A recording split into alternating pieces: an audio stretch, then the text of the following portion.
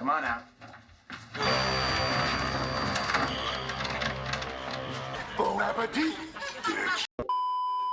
Yo, Halloween is definitely the granddaddy of all slasher films. Even though it wasn't the first, it's still one of the first ones that comes to most people's minds when they think of slasher movies. So let's hop into this recap and find out why. The movie opens up on Halloween night in 1963, and we get introduced to the infamous Myers house. We get a first-person POV shot walking to the house. Inside the house, we see two teenagers making out on the sofa. The girl says that her brother Michael is still around, so they quickly take the action upstairs. And after a quick session, the guy finishes and leaves out. We then see the person head upstairs and begin to continuously stab the girl multiple times. The kicker is, right before the person stabs her, she calls him Michael, and if you remember, her brother's name is Michael.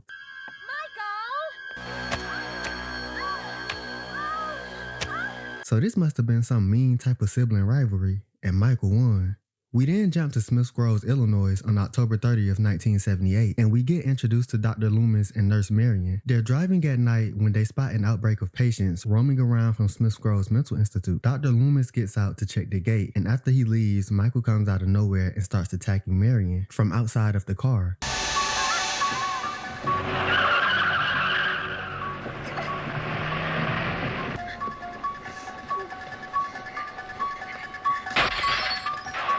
She manages to escape the car, leaving Michael the opportunity to hop in and drive off. He's gone. He's gone from here. The evil is gone. It's now the next day, October 31st, and we're in Haddonfield, Illinois. We get introduced to Laurie Strode, who's going to deliver a package to the Myers house. On her way there, she runs into Tommy Doyle, one of the kids that she babysits. He tells her not to go to the Myers house because it's haunted. And honestly, Laurie should have just listened to little Tommy, because when she goes to drop off the package, we see Michael standing right inside of the house watching them. And it was at this very moment that changed Laurie's life forever. It was at this moment that she knew. She fucked up. Now Laurie's in class, and ironically, her teacher is describing a situation involving fate. Fate. You see, fate caught up with several lives here. Fate is immovable, like a mountain. It stands where man passes away. Fate never changes. And what do you know? Laurie looks outside and sees Michael. But in true Michael fashion, he doesn't stay for too long. Now we see Tommy being bullied at school, and as one of the bullies runs away, he runs into Michael, who lets him slide. Michael then begins to follow Tommy, but luckily for Tommy, Michael lets him live also. Laurie and her friends Annie and Linda are heading home. And side note, are these girls really her friends? I think they just hanging around her so she can do their homework for free. But that's just me. While they're walking, Michael drives by, and this happens. Hey, jerk! Speed kills!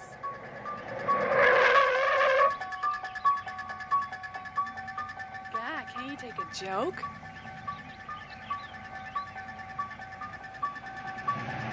But that isn't all, because as they continue walking, Michael pops up again, but only Laurie sees him this time, and when she tells her friend Annie, he's already gone. Now Dr. Loomis is at the Haddonfield graveyard, and he's going there to take a look at Judith Myers' grave, which is Michael's sister that he killed. But he's shocked because when he gets there, the tombstone is gone, and Loomis immediately knows that it was Michael who did it. Judith Myers. He came home. Later that day, Annie heads to little Lindsay's house, who is the kid that she babysits, and we see Michael watching her like a hawk, which means that she's more than likely next on the chopping block. We cut to Loomis and Sheriff Brackett inspecting the Myers house, and it's here that we get a little more backstory to the connection between Michael and Loomis. I met him 15 years ago. I was told there was nothing left. I met this 6-year-old child with this blank, pale, emotionless. I spent 8 years trying to reach him. As I realized that what was living behind that boy's eyes was purely and simply evil.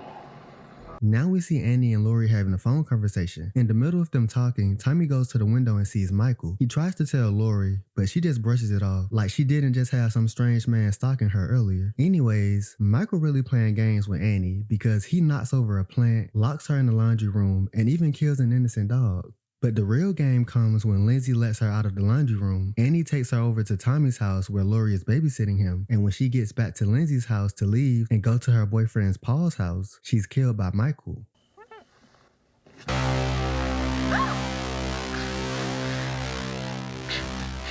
But the killings don't stop there because Linda and her boyfriend head over to Lindsay's house and start fornicating on these people's furniture. But their karma comes quick because after they finish doing the do in them people's bed, Linda's boyfriend goes to fix his last meal. But he doesn't even get to eat it because Michael gets to him first. Linda, you asshole. Come on out.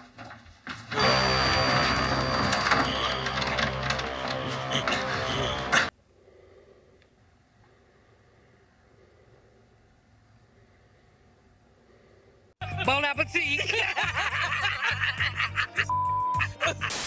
And he doesn't stop there because Michael then pretends to be the boyfriend and kills Linda while she's on the phone with Laurie. Hello?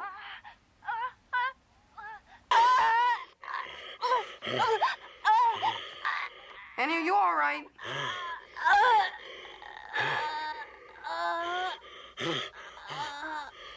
Laurie then goes over to Lindsay's house to check it out. And remember Judah's tombstone that Michael stole?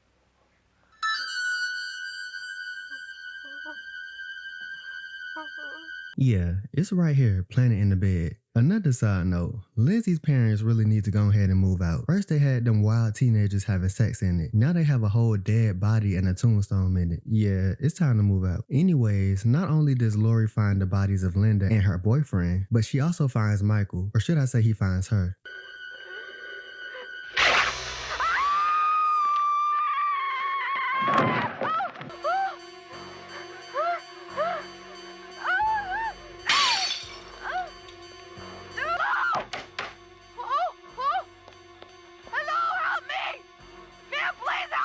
But if I heard somebody outside my house begging me to let them in, I'm staying in bed. I mean, I don't want the killer trying to get me. I ain't doing that. After Tommy lets her in, Michael creeps in the window and Laurie stabs him. And that's how Michael dies. I killed him.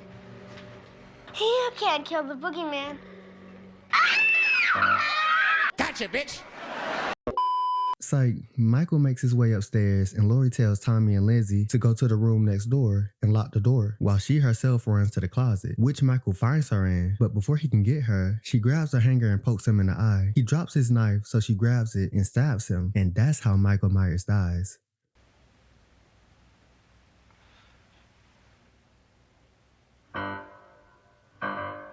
Got your ass. Michael grabs Laurie and is about to strangle her to death, but luckily Loomis comes in and shoots him multiple times until he falls off the balcony. And that, my friends, is how Michael Myers dies.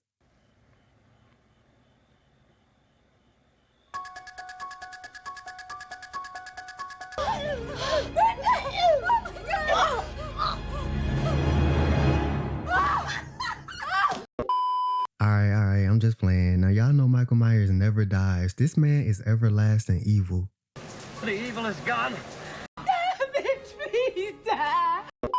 Halloween is one of my favorite movies of all time. I've easily seen this film somewhere in the thousands of times. For a slasher, it wasn't really gory at all, but it made up for that in suspense. Michael Myers just watching everyone is enough to have anyone on their toes. And that's what makes it so good. The suspense and not having a clear reason as to why Michael Myers is the way that he is something so terrifying. I'm about to head out, but before I do, I want to give out an award. This award is for best kill. There weren't a lot of kills, but one that I always enjoyed was Linda getting choked over the phone.